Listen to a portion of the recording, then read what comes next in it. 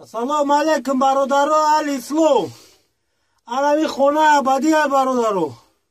کوشش کنیم فقط برادران را دستاتین. در خدمت پدر و مادر باشین. عاقبت همه دین همیجا خدا نصیب کردگی باشه. انشاءالله خداوند اگر که لایق بینه همیجا واسه میشه، اگر لایق نبینه هیچی نیستی برادر. خدمت پدر و مادر کن، دعای پدر کن، دعای پدر بگی. این دنیا دروزه، پول، مال، وظیفه، منصب همه سرت به صاحب بمونه. اینی تمیوی این همیشه ده اینا.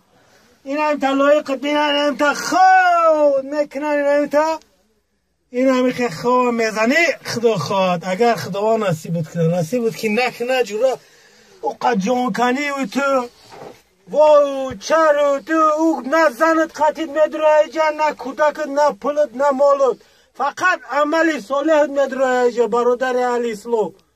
الله اکبر. خدایتا